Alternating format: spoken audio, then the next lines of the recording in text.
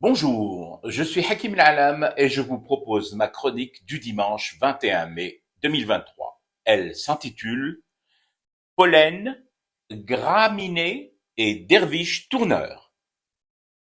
Je vous demande d'arrêter, comme dirait l'autre. Oui, arrêtez de vouloir trouver coûte que coûte des motifs politiques, de stratégie ou de mise en application de la règle de la réciprocité derrière la non-participation de Gigi au sommet arabe de Kiev. Kiev.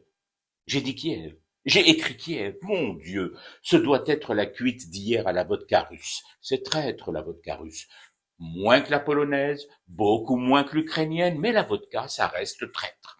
Je voulais dire le sommet arabe de Jeddah, bien sûr. Jeddah, ville saoudienne située à quelques mètres pour être plus précis, d'une base militaire américaine.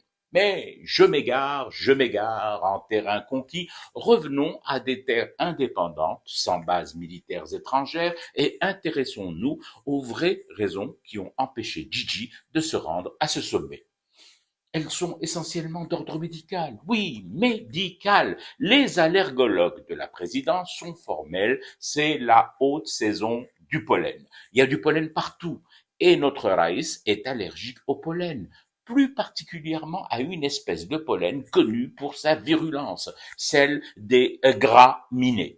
Et zut, encore l'effet de cette satanée vodka. Voilà que j'écris graminé en deux mots, gras et miné. Mais enfin, Hakim, graminé en un seul mot, bien sûr.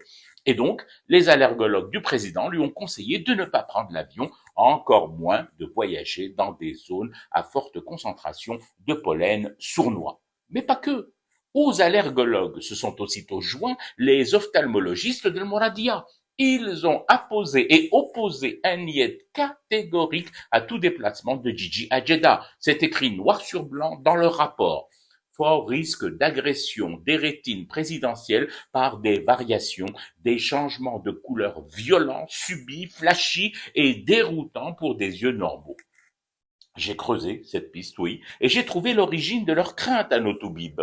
Depuis quelques jours, bien avant son ouverture officielle du reste, les abayas portés par les participants à ce sommet arabe changent de couleur tout le temps, sans prévenir. De vrais sapins de Noël en plein mois de mai, au détour de dunes situées, je le rappelle, à quelques centimètres seulement d'une base militaire américaine, Gd el-Hamlaoui. Mais ça, je vous l'ai déjà dit.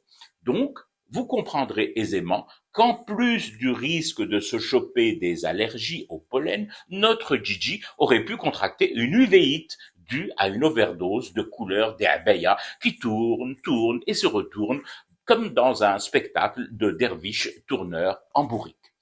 Ceci étant, ces motifs et raisons d'ordre médical, Gigi les a calmement expliqués au téléphone à MBS. Une communication franche, apaisée et tenue en des termes extrêmement courtois. Tellement courtois, sans une octave plus haute que l'autre, qu'aucun des Marines US dormant, je le rappelle pour la dernière fois, dans la caserne située à quelques millimètres de Jeddah, n'ont pas été réveillés.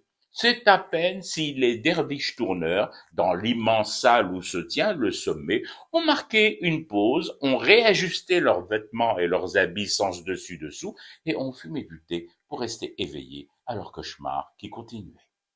C'était Hakim Nalam, je vous retrouve demain pour une autre chronique et une autre façon de dire son amour à l'Algérie.